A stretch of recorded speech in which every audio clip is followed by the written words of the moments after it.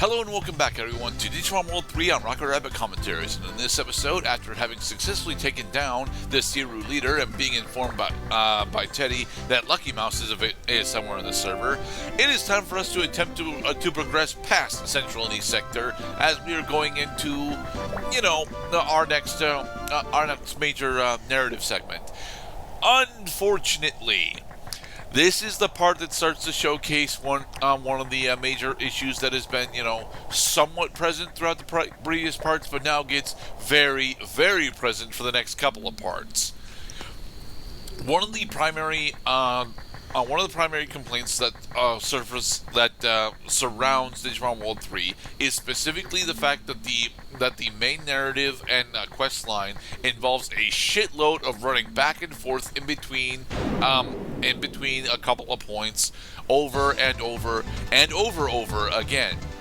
And we'll get to see that specifically. We will start to see that in this part quite explicitly as we start to get into the very, very infamous Guillemon quest line. Now, the reason why all this backtracking is here is because with the way that the encounter tables end up working, this is a natural way for the game to actually pad the amount of raw experience your partners get, as well as have you attempt to explore a bunch of the world and interact with all of the different NPCs. Because there's a lot of interesting smaller segments of dialogue and tamers to interact with at this point in the game if you're actually playing the way the game is intended to be played. But we're not. We're abusing a bunch of the background systems in order to have an easier time throughout the game. So we end up doing a lot of the backtracking all in a row instead of spaced out across multiple grinding segments. As annotations Gerdat alludes to here, we are doing a very lengthy fetch quest in the form of the blue card quest, which is why we're jump cutting out through a bunch of it so that we can go into our first surprise boss fight. Surprise! Hi, Keith. That guy has a power plug for a hat. I'm pretty sure it's supposed to be a Stetson.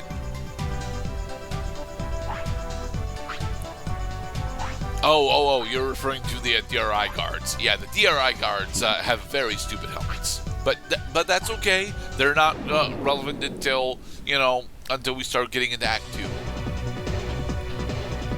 2. You should not plug yourself into a wall socket if you're wearing metal armor. Indeed, it is a very bad idea.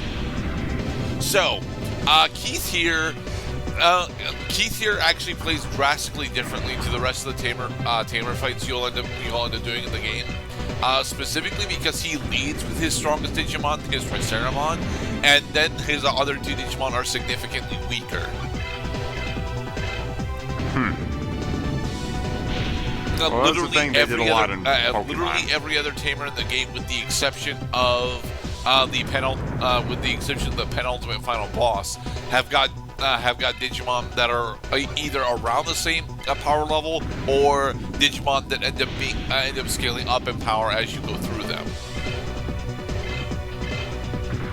And now we get to double attack to finish him. Speed spiral of death abuse. First, he starts with a level 12 Pokemon. Then he goes into a level 14 Pokemon. But you better not blow your load too quickly, because you gotta be ready for his level 16 Pokemon. Did Roxanne have a level 16 nose pass? Was it level 16 or was it level 14? I think it was 14. I think it was 14, I think yeah. Roxanne was a 12 Geodude and a 14 nose pass.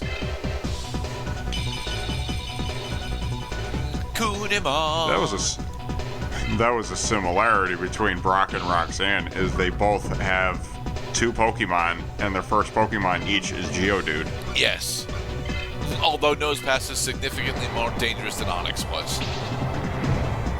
I always found Geodude the easiest Pokemon to draw on pencil and paper, because he is basically a scraggly ball with hands and a smiley face. Yes.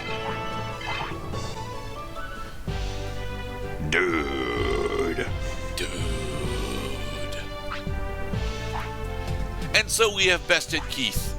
Keith will become Who's the man? Will become a recurring character later. Right now, he's just here. He's just here to plot around a little bit of foreshadowing. Hey kid, don't you want to see what's in my jacket? No, because you are a trench-coated figure in an online MMO. More than likely, your trench-coated items are probably of adult orientation, and we are 10. Well, Junior's probably. I predict Junior's probably actually either 13 or 14, but that man is going to remove his jacket and reveal that he's sparkly. no, the jacket reveal is not sparkly. But there is a jacket reveal? No, there is not a jacket reveal. So, Here is the first Guillemon that you're supposed to interact with in order to set up this flag. And he tells you that the Guillemon that we're looking for isn't here. Well, the problem with that, of course, being is that the Guillemon that we were able to contact in Seiryu City was also not there. So, where is the Guillemon that we're looking for, Mr. Cloud? We're gonna have to go to the new area inside of a room we didn't realize was a room first and find out. All right. This is me attempting to figure out, to show off a game system that unfortunately I am not actually prepared to show off yet because our Kumon doesn't have enough charisma in order to actually get an Eldorado ID yet. What I'm trying to show off here specifically is pretty much after every single major narrative event that happens in the game, you have the ability to go into an auction house and spend a little bit of cash in order to procure not extremely powerful but extremely late game items. And depending on what party member you decide to actually use, these items can actually be quite useful for your chosen Digimon. The downside to this particular system is that there are several instances in the game where you spend absolutely fucking ages away from Asuka City in between narrative beats.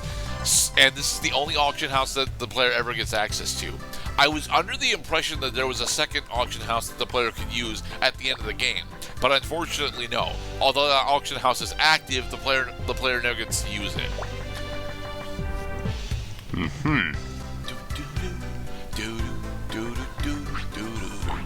So, we're going to show off the pawn shop here, although it really isn't a pawn shop, it's the accessory shop. And in the accessory shop, you have the ability to purchase these items: elemental resistance rings. We want exactly one dark ring, and we will be having that ring on us for literally the entirety of the rest of the game, because we require it for the very end of the game. I am not kidding. The practice playthrough that I was running ran into a problem at the very end of the game where because I didn't have high enough either wisdom or dark resistance, there were a couple of fights that I had to do some pretty inconsistent gambling on. So I bought a dark ring, and then those fights got significantly simpler. It's one of the and you'll notice that this Guillemon is specifically named the Tricky Guillemon. He has lied to us. He gave us a key item, and it is a key item, but it's not the correct key item. Anyway, one of the combat systems in the game that is very poorly explained specifically is how much elemental resistances and magic resist actually affect damage taken by those respective elements and attack styles. Whilst if you have a significant amount of wisdom, you will receive significantly less amount of magic damage. But because magic damage attacks tend to have variable crit rate, it never actually feels worth it to invest in. But it always is, and due to the way that hidden multipliers work in the game, any amount of additional resistance to specific elements can drastically decrease the amount of damage that you take from those elements. It's why the Dark Ring, despite the fact that it only provides about 20 dark resistance, is extremely important towards the end of the game for Kumamon, because his dark resistance growth is actually quite negligible. Yes, you want to beef up your defense, especially in the face of critical hit chance or having glaring weaknesses against certain attacks. The issue regarding glaring weaknesses is that you never really get to see those. Is the problem? It's the elemental system in this game is so horrendously underutilized that it comes up at exactly the end game and 2/3 of the way through the game. 2/3 of the game it comes up effectively twice, and at the end of the game it comes up a bunch because of how much a dark elemental spam they end up throwing at you. But prior to then, the only significant enemies that are actually even using elemental attacks are water elemental, and even then, the water elemental attacks, the water elemental damage that you're taking, isn't significant enough to really try and prepare yourself against. It's kind of fucked, man. It is interesting how when you peel back the mystery of like, oh, my Pokemon have to be my Digimon have to be ready for anything.